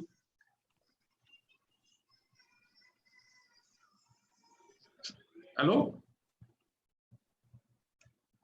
Sí, sí. La pueden hacer en el chat también, por si acaso, ¿verdad? Sí. Si no, Ok. Sí, sí, parece que no están escuchando. Para él está escuchando, ¿no? Es que tiene el micrófono mudo. Nelson, el micrófono, por favor. Ok. El micrófono. No, para todos, para todo. Para él. ¿Me escucha, para él? Ok, ¿me escucha, para él? ¿Me escucha, para él? Parece que no está escuchando. No. Alguien que tenga una pregunta para uno de los participantes, por favor, este es el momento ya de las preguntas. Ok, repito. Yo veo una pregunta aquí de HP en el chat, pero no dice el nombre, sino dice HP. Dice lo siguiente, es para Seinés Sánchez. Para Seinés Sánchez, la pregunta es la siguiente. La estrategia de comunicación de los militares, ahora con el virus, están usando la bandera dominicana como escudo, como un símbolo aglutinador de voluntad. No deja entrever un nuevo manejo propagandístico, lo que está planteando la pregunta, como que si es propaganda el hecho de que tenga la bandera con el escudo ahora en esta crisis. ¿Escuchaste, Seinés, la pregunta? Bueno, yo creo que en crisis, en cualquier circunstancia, los soldados, los militares siempre han sentido orgullo de ondear sus símbolos patrios. O sea, no creo que es una circunstancia especial. Obviamente tiene un significado y es parte del honor de dentro de su esquema de protección a la población civil y de exhibir sus símbolos patrios. Creo que eso es parte, sí, de una campaña de sensibilidad. Pero creo que en todo momento, antes, durante y después de una crisis, siempre han utilizado la bandera. Aprovecho allí y saludo a unos compañeros de la Escuela de Estudios Estratégicos de Colombia, a los que invité, por cierto. Y también un compañero con el que estudiamos en Washington. Te manda saludos, Manuel. Ok, un placer. Entonces, gracias a ellos también por integrarse a este panel que estamos desarrollando aquí en Santo Domingo con la Escuela de Comunicación de la Facultad de lo que es la Universidad Católica de Santo Domingo. Otra pregunta para uno de los invitados, por favor. Tenemos a Pat Jacob, a Jesús María de los Santos. Ok. Entonces, vamos... El Poder Confidia y a Modesto Montero Bautista. Entonces, vamos en ese mismo orden, Nelson, con la pregunta. Que le habiliten la pregunta, ellos pueden hablar ya con la pregunta. Jacob. Tengo una pregunta para Víctor. Adelante. Tú hablabas anteriormente del manejo de crisis. Desde el punto de vista de los periodistas, ¿qué tú les recomiendas para manejar esta crisis que estamos viviendo actualmente? Repíteme un poco, que no escuché bien. ¿Qué les recomiendo? A los periodistas y estudiantes de periodismo para manejar la crisis que estamos viviendo. Bueno, yo creo que a los periodistas, yo lo que les puedo decir es que jugar su rol de informadores públicos, de mediadores del lenguaje, hacerlo de manera ética y sabiendo que tienen que entregar información creíble, información completa. Yo creo que aquí en el periodismo nuestro tenemos un serio problema de contexto. O sea, la mayor parte de las noticias que leemos diariamente son descontextualizadas en el sentido de que carecen, hay una crisis de antecedentes. Y me voy a explicar bien. Mire, me voy a ir a una época análoga. Yo fui reportero del periódico El Siglo. He sido de varios periódicos, pero en El Siglo, cuando lo dirigía Bienvenido Álvarez Vega, delante de quien me quito el sombrero como periodista, cuando uno llegaba de la calle con una noticia, yo cubría el Senado, la agricultura, una cosa de esa, y tú llegabas y presentabas tu apuesta informativa que trajiste de la calle. Director, o jefe de redacción, tengo tal historia. Lo primero que hacía el jefe de redacción o el director era que te enviaba al archivo manual. Vete al archivo y revisa la carpeta de ese caso. O sea, que estamos hablando, porque había carpeta para todo. Entonces yo podía construir mi historia y asentarla también en antecedentes para que la gente pueda entender más. O sea, yo creo que hay noticias que son de emergencia, que se explican por sí solas porque están construidas sobre algo inédito, pero toda noticia tiene, en general, tiene un antecedente, un contexto. Y la otra cosa, además, es la diversidad de las fuentes. O sea, hemos caído en la crisis de la fuente única. O sea, aquí se entiende que si un portavoz dijo una cosa, esa es la verdad incontrovertible. Y no hacemos el más mínimo esfuerzo por el contraste. En una época, señores, en que todo está cerca. O sea, tú tienes la fuente, la tienes en Twitter, la tienes en Instagram, la tienes en WhatsApp, la tienes ahí en tus manos, está en tu dispositivo móvil y no te animas a buscar el contraste y solamente ofrecer informaciones lineales. Tanto en crisis como en situaciones normales, la responsabilidad de ejercer, de ser proveedor de información pública es orientación. La orientación tiene que ser ética. Y para ser ético hay que ser plural en las fuentes y dar cabida a los distintos enfoques. Ese es mi planteamiento. Nelson, con la siguiente pregunta, por favor. Jesús María de los Santos. Creo que Farah Jacobo dijo que estaba listo, ¿no? No, ese fue el que le hizo la anterior. La anterior, ok, pues está bien. Jesús María, entonces. Bien, muy buenas noches, líderes. En primer lugar, felicitar la organización del evento y de manera muy especial al anfitrión y a ti, Manuel Rodríguez, a los panelistas y de manera también muy particular a mi compueblano, Víctor Bautista, a quien conozco desde el bachillerato. Mi pregunta es la siguiente. El estado de excepción en el que estamos en este momento conlleva aún en el momento en que se trata de un estado de emergencia, conlleva limitación de los derechos fundamentales. Y tenemos aplicando esa norma un grupo de ciudadanos uniformados, policías, militares, con poca instrucción. ¿Cómo ha sido, cómo interpretan ustedes como comunicadores? ¿Cuál ha sido su experiencia? ¿Qué información le ha llegado respecto a cómo ha afectado esto a la libertad de expresión, a la libertad de tránsito? ¿Cómo ha afectado realmente esto?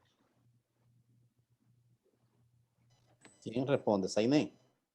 Bueno, si gustan. Sí, porque hay temas ahí que son como de tu desempeño. Mi área, del área del comandante. Sí, ciertamente se tiene la idea, sobre todo porque a veces el uso de las redes sociales permite ver quizás algunos excesos, se transversan las informaciones, se entiende que dentro del estado de excepción y por la misma limitación en el tránsito, muchas veces cuando se ve un uniformado parando a alguien en la calle, ya después de las 5, 6 o a las 10, 11 de la noche circulando por allí, y se crean algunas situaciones, se entiende que hay ciertas agresiones y situaciones muchas veces que también son provocadas. Yo creo que en el estado de excepción, todos los ciudadanos, se supone, debemos de acogernos a los lineamientos dictados por el gobierno porque se supone tiene una estrategia. Ahora bien, no creo que este hecho signifique coartar la libertad de expresión. Creo que todo lo contrario. Tenemos entendido que los periodistas en el ejercicio de sus funciones también tienen ciertas facilidades si debidamente portan, por ejemplo, su carnet de prensa, se comprueban que están haciendo su trabajo. Sé de medios de comunicación que utilizan reporteros en la noche. Yo los he visto, no es porque lo he consultado o salí a indagarlo. Es que yo cuando salgo, por ejemplo, de Fuerzas Armadas en la noche, logro verlos haciendo gráficas de los patrullajes, haciendo gráficas, viendo incluso gente irreverente que no acoge el llamado al toque de queda. Entonces, yo no creo que existan limitaciones para la libertad de expresión. No lo creo. Y no necesariamente planteo esto porque trabajo para las instituciones del Estado, sino porque no veo impedimentos al momento de ejercer el periodismo. Hay situaciones aisladas que sí he observado pero de gente que a veces cometen ciertos excesos. Y bueno, obviamente en un toque de queda y en un estado de emergencia y de excepción, hay algunas líneas finas que no deberían de irrespetarse. Ok, siguiente pregunta, Nelson. Yo quiero agregar algo, porque hay una parte sobre el tema del manejo de la información. Yo creo que se está manejando con toda libertad.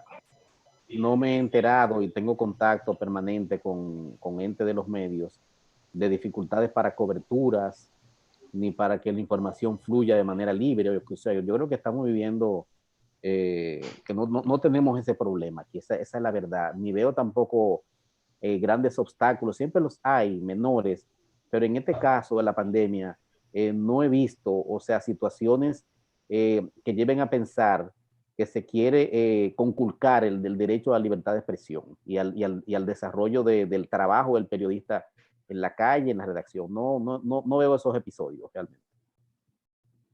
Siguiente pregunta, Nelson. Yo también quería agregar algo. Pero vamos a escuchar a Leslie, el maestro Leslie, por favor. Adelante, Leslie. Quería agregar antes de que pasara al próximo compañero, que también yo entiendo, por ejemplo, en el caso del manejo de la pandemia, de cómo se está manejando desde el Ministerio de Salud Pública, en lo que tiene que ver de manera comunicacional. O sea, entiendo que no es tan abierta, ¿no? O sea, no hay una información tan abierta a la sociedad. Soy de parecer, porque todo está centralizado en el ministro. Ha habido quejas, he escuchado quejas de compañeros periodistas de que ven de que, bueno, que solamente habla el ministro. No hay otra fuente, hay otras personas que tienen conocimiento, que pueden hablar, claro, de la pandemia, que pueden dar orientaciones, que pueden dar su opinión del Ministerio de Salud Pública, gente con autoridad, conocimiento de esto, que pudieran también intervenir y pudieran explicar a la sociedad dominicana cuál es la problemática real, o sea, porque el ministro no maneja todos los temas. O sea, entonces, hay periodistas que yo conozco que cubren la fuente de salud que me han comentado que ven que hay una centralización en lo que tiene que ver con el manejo de la pandemia en República Dominicana en términos comunicacionales. Pero Alexis, yo veo que hay frecuentes intervenciones de otros portavoces, otros actores. Por ejemplo, el ministro de la Presidencia suele tener intervenciones frecuentes en los medios para tratar la crisis. Veo que también, veo enfoques también, por ejemplo, del ministro de Economía, que tiene en sus manos el tema de las donaciones. Esos son como los tres más visibles. No he visto mucha participación de, por ejemplo, de Chanel Rosa, que es quien maneja esta parte que se llama el Servicio Nacional de Salud, que yo creo que es relevantísimo en la gestión de la crisis, pero creo que hay vocería diversa. Ahora, yo sí puedo criticar algo. Yo creo que la vocería de salud pública debería ser más rica, dar más información, más orientación, porque un vocero para que me esté contando contagiados, muertos y recuperados todos los días, yo creo que se puede hacer algo más. O sea, se puede hacer algo más bien. Nelson, vamos a seguir con la lista de preguntas, pero antes el maestro Paradel pidió la pregunta. Vamos a ver si conectamos con Paradel, por favor, Nelson, antes de seguir con la misma secuencia. Yo lo he activado varias veces. Paradel, ¿no está escuchando? ¿No está escuchando, Paradel? No se escucha, está muy bajito. Él tiene una pregunta escrita en el chat, oíste. Ah, ok, vamos a ver si la vemos. No, lo que dice, estoy por aquí, pero que está cerrado el micrófono. Dice que está cerrado el micrófono. Bueno, que si lo puede abrir, Paradel. Está abierto, Paradel. Ok. Si mientras entra... Ok, seguimos entonces con la siguiente pregunta, Nelson, mientras entra Paradel. Para ver, ya está abierto el micrófono. Paradel, ¿me escucha? Paradel. Evidentemente no lo escucha. Ok, seguimos entonces con la secuencia del... Poder Confidia. Adelante, Poder Confidia. Sí, muchas gracias. Buenas noches desde Nagua. Saludar a la Escuela de Periodismo, saludar a los panelistas y en especial al profesor Rafael Paradel, mi profesor de tesis. Mi pregunta va en la dirección de la situación del país con la pandemia, el periodismo y el elemento de la campaña política. Me gustaría una explicación para ver cómo se da esa trilogía.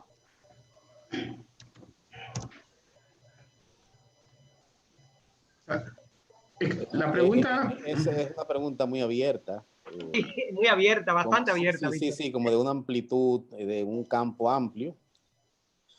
Bueno, lo que pasa es que la pandemia nos agarra a nosotros en una coyuntura política. O sea, estamos en tiempos electorales. Eso es constitucional y eso es parte del derecho, ¿verdad? Del Estado de Derecho. Tenemos que elegir, el derecho a elegir y ser elegido. Yo no sé si, o sea, ¿qué tú quisieras oír? Yo creo, y me voy a tomar el atrevimiento de interpretar parte de tu pregunta. Yo creo que los políticos en general han hecho una labor deplorable en el contexto de la pandemia. Y yo creo, y estoy hablando sin excepción, sin bandera, porque no pertenezco a ningún partido político, no tengo ninguna preferencia política, yo soy un ciudadano que mira, que sí, que ha servido al Estado, que sirve al Estado, pero que tiene capacidad crítica. Y creo que su rol ha sido muy lamentable en el sentido de que el populismo y el clientelismo es lo que ha dominado en todas las acciones de los políticos, de los aspirantes presidenciales. Y no lo excluyo a ninguno. Yo creo que es sano, que haya acciones sanas de donaciones, de posibilidad de que existan infraestructura hospitalaria para atender a la gente con COVID, contagiado con esta enfermedad, la provisión de servicios, la facilitación, eso está muy bueno. Yo creo que eso es positivo. Ahora, el tema es cómo lo han convertido en acciones capitalizables políticamente. Y ahí es donde me parece que está la contaminación. Y yo creo que en términos reales es un segundo COVID. O sea, el manejo de la política es un segundo COVID, una segunda pandemia. Seguimos, Nelson, si Paradel ya está disponible.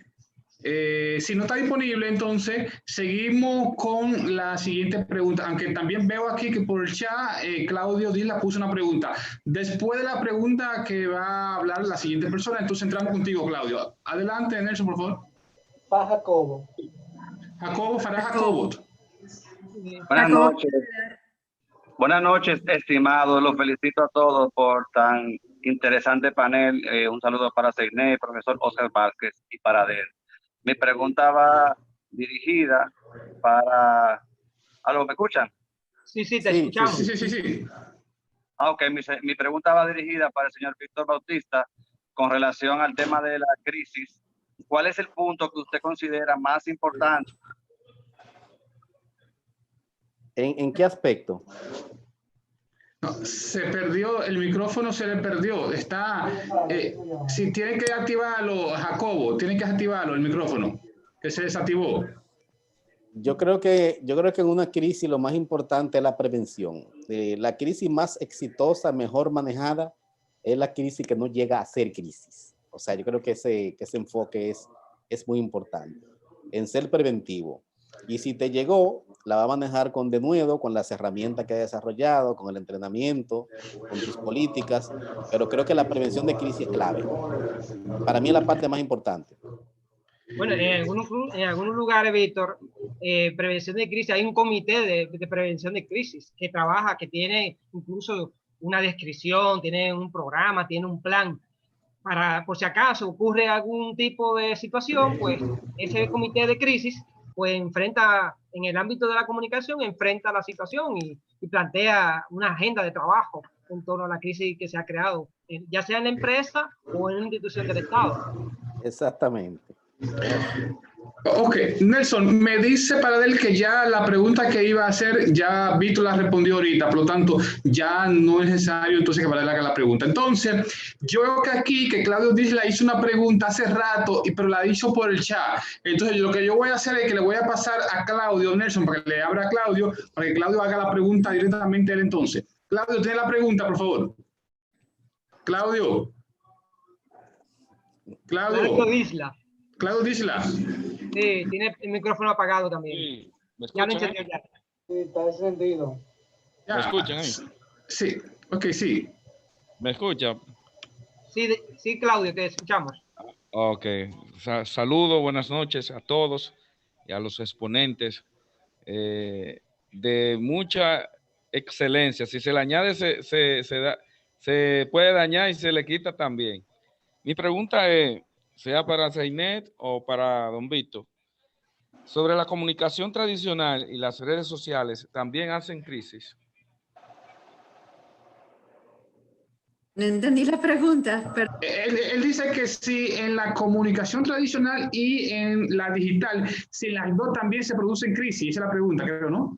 Obviamente, sí, claro. Creo que nosotros los abordamos, inclusive en una parte de la exposición hablamos de la necesidad de que la empresa cuente, además de un plan de crisis, que tenga una estrategia digital, porque y decía que las grandes crisis se están presentando en la esfera digital hoy en día.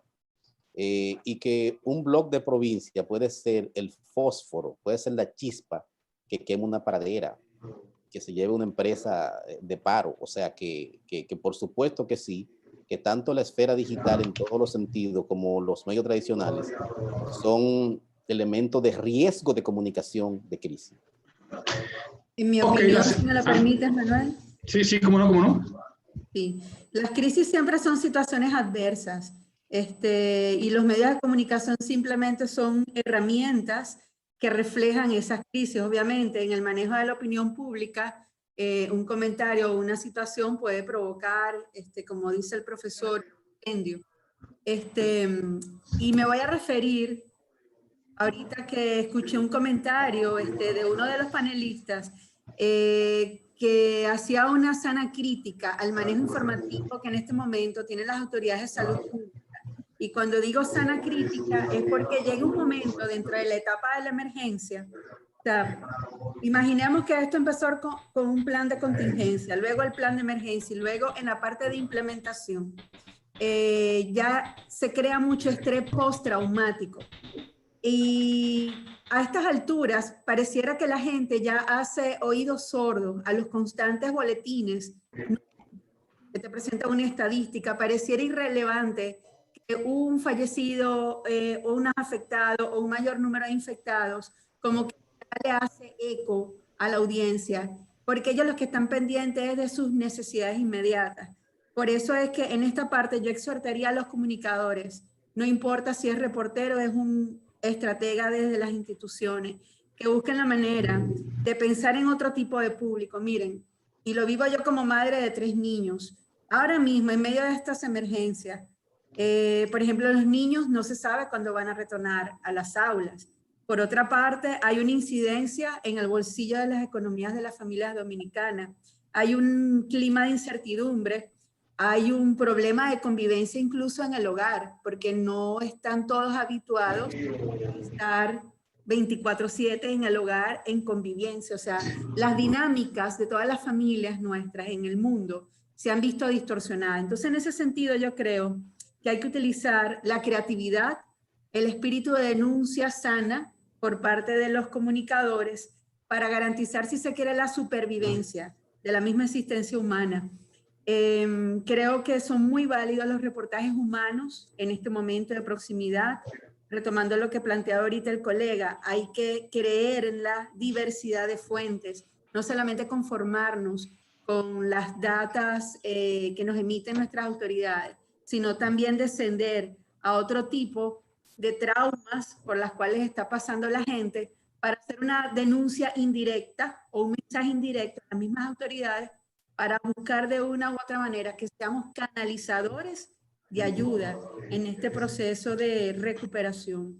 Entonces yo creo que de esa manera los periodistas o los comunicadores vamos a contribuir también en llevar alicientes. Ok.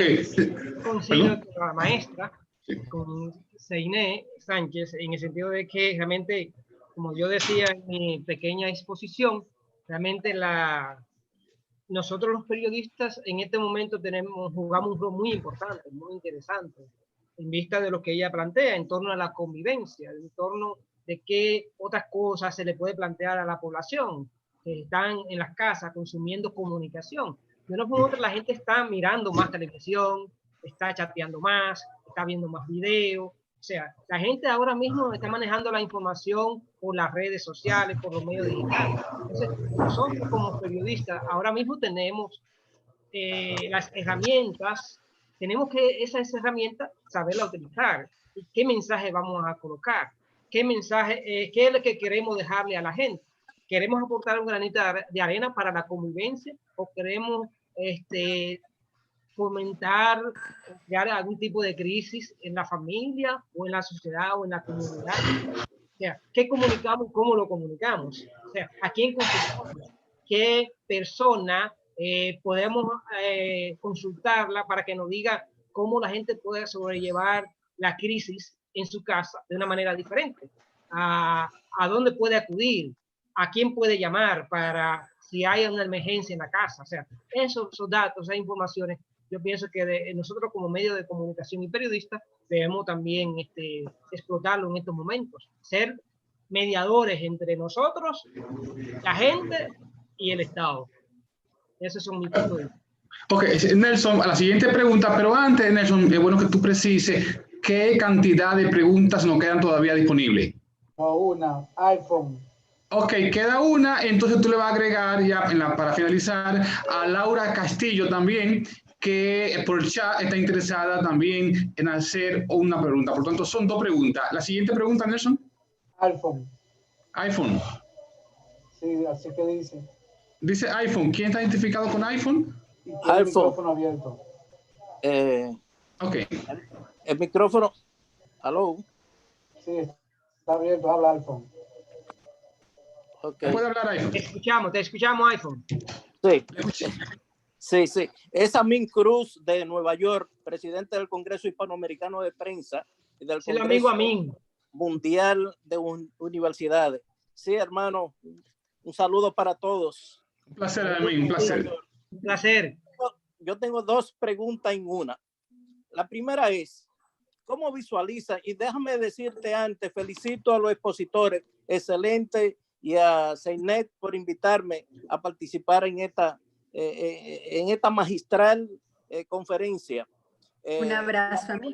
La pregunta mía va dirigida, ¿cuál es la visualización que tienen los exponentes, cualquiera que la quiera contestar, con relación al mundo de la comunicación, al periodismo, con este COVID? O sea, se han transformado muchas cosas. Hay un antes y un después.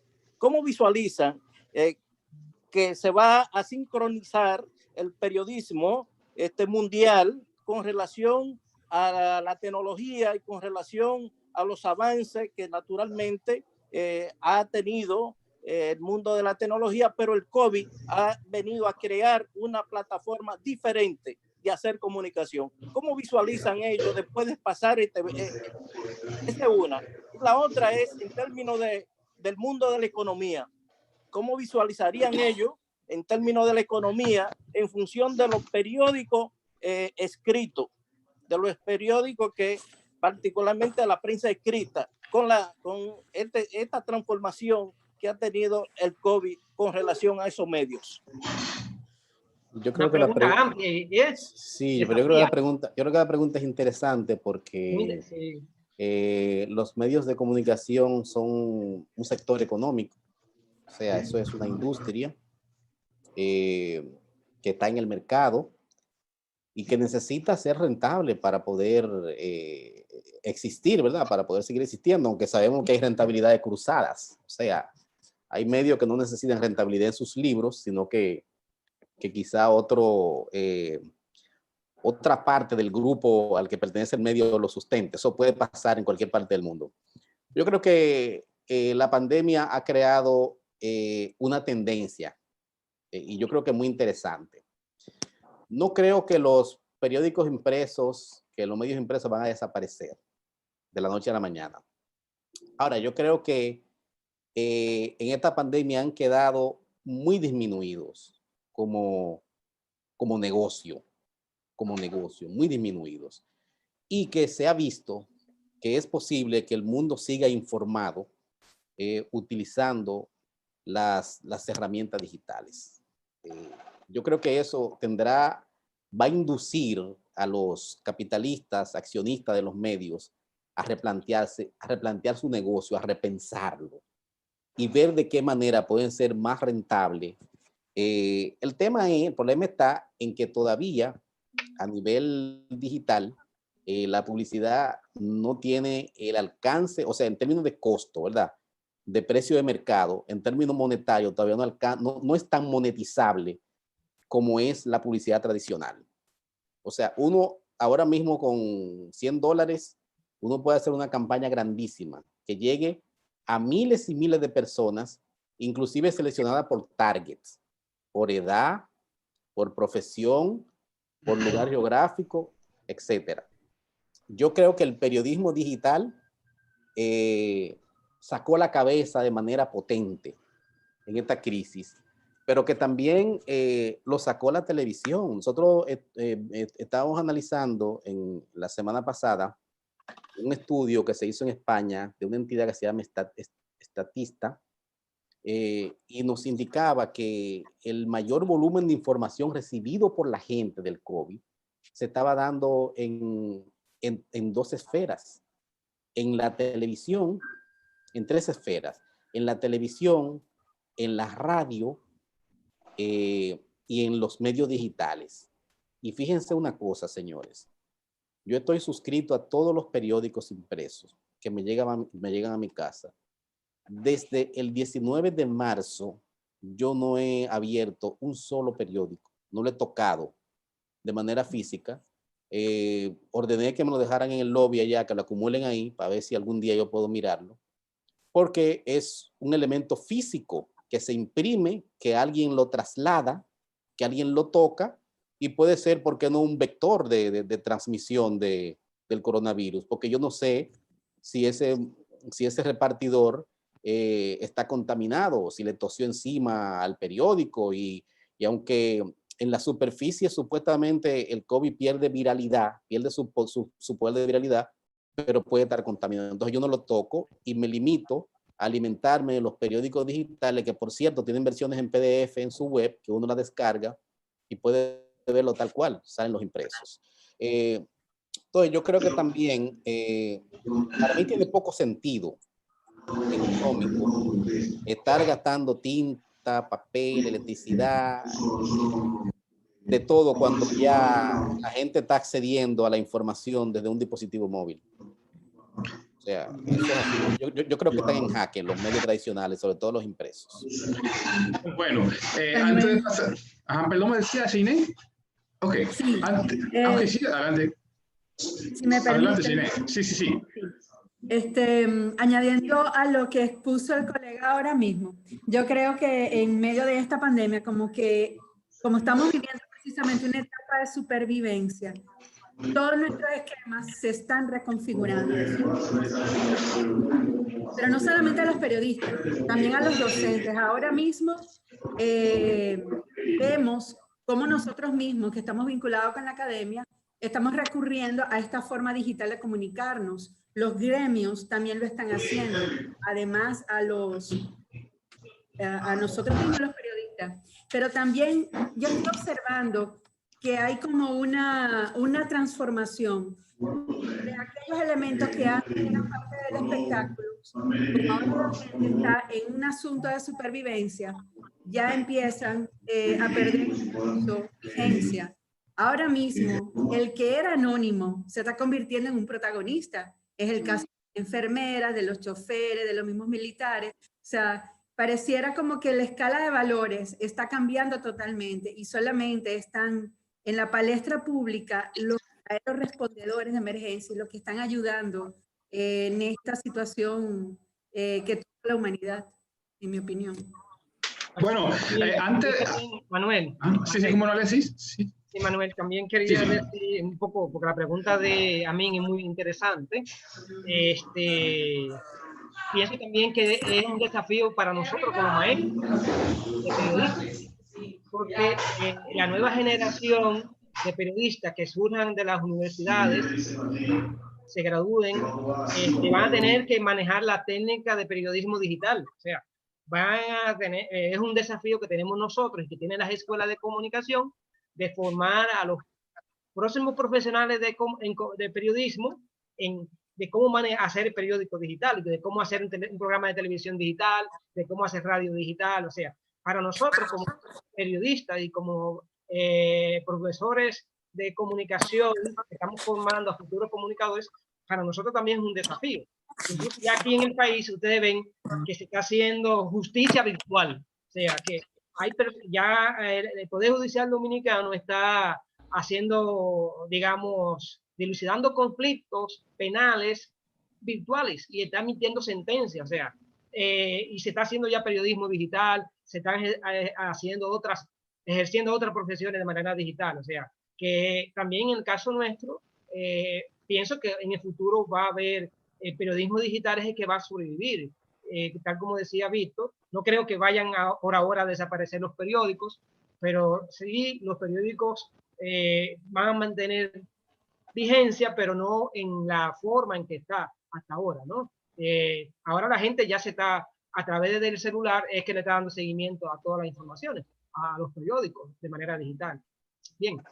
Ok, bueno, antes de pasar a la siguiente pregunta, yo le quiero decirle a Vito también que él habló que desde el 19 de marzo él no le toca la mano al periódico que le llega a su casa. Bueno, yo quiero decirle a Vito que yo hago lo mismo, lo hago tanto por lo del COVID, pero también porque he dejado de leer el periódico, mayormente los impresos, porque estoy viendo que los periódicos impresos han cambiado su línea editorial y se han politizado demasiado. Entonces, como no quiero que me engañen los periódicos, mejor no leo los periódicos porque responden ya a intereses políticos. Entonces, antes de entrar a la última pregunta, queremos decir que justamente en el día de mañana la Escuela de Comunicación de la UAS, que dirige el maestro Félix Almonte, tiene lo que es un panel también que se llama Los medios de comunicación, currículum y campos laborales en tiempos de crisis, justamente para tocar el tema que nosotros también, ustedes han dicho a partir de la pregunta que le han planteado. Por lo tanto, ese tema mañana lo vamos a ver en mayor amplitud cuando el maestro Félix Almonte en la Escuela de Comunicación de la UAS también convoca el panel mañana miércoles 13 de 6 a 8 de la noche. Entonces vamos con Laura Castillo y la última pregunta. Adelante, Laura. Nelson, le habilita a Laura. Laura. Sí, claro, estoy aquí. Okay. Sí, la pregunta, por favor. Mi pregunta está abierta para cualquier expositor que pueda responder y es acerca de cómo consideran ustedes el manejo de las informaciones en los diferentes medios de comunicación ante la pandemia del coronavirus y si consideran también que deben reforzar algún aspecto a la hora de comunicar o difundir una información. Seiné, Víctor o Alexis, tienen la pregunta servida ahí. Bueno, en mi opinión, yo creo que los materiales que en este momento ayudan más a las personas tienen que ver con el corte psicológico y con comunicación que realmente la economía de la gente. Yo creo que en esas dos vertientes, si atacamos lo emocional, lo mental, el corazón, y también tocamos el estómago, que en este caso es lo que nos va a monetizar y nos va a garantizar el sustento y por supuesto la salud, es lo que realmente nos puede ayudar en este momento. Luego todo lo demás son estadísticas que llega un momento, les digo que como audiencia, darle atención. Y tiene mucho que ver con lo que le explicaba ahorita en mi comentario. Revisen los influencers y las personas que acostumbraban en las redes sociales de generar contenidos vanos, faranduleros, cómo de repente han caído y se han superpuesto respondedores de emergencia que están en la primera línea y que en este momento realmente están llevando beneficios a las personas. Héroes anónimos que ahora mucha gente los conoce. De la salud. O Alexis, si tiene en relación a la pregunta una respuesta. Sí, yo pienso, Laura, por ejemplo, una pregunta muy interesante, que yo creo que incluso se ha abordado un poco lo que hemos comentado. Pienso que todavía el manejo, todavía falta mucha información, análisis, más análisis que información, porque yo creo que el análisis es que nos puede ayudar a todos, puede ayudar a la comunidad, a la familia, a las personas, a tener punto de vista, a fijar posición a través de un análisis ponderado, un análisis no político, sino un análisis que pueda ubicar a la persona realmente de lo que es.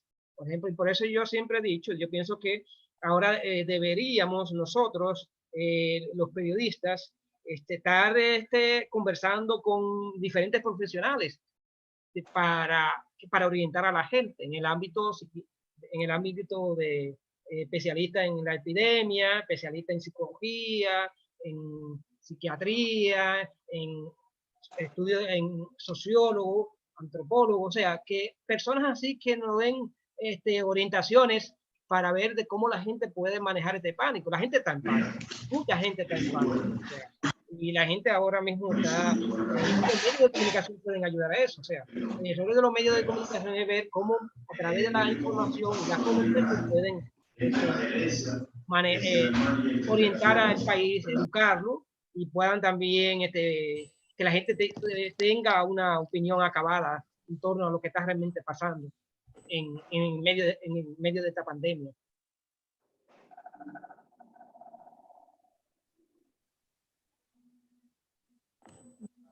Bien. Víctor, sí. Ajá. Víctor, si tiene algún tipo de respuesta sobre la pregunta que planteó Laura, por favor. No, yo creo que está bien, no tengo más que agregar sobre el tema.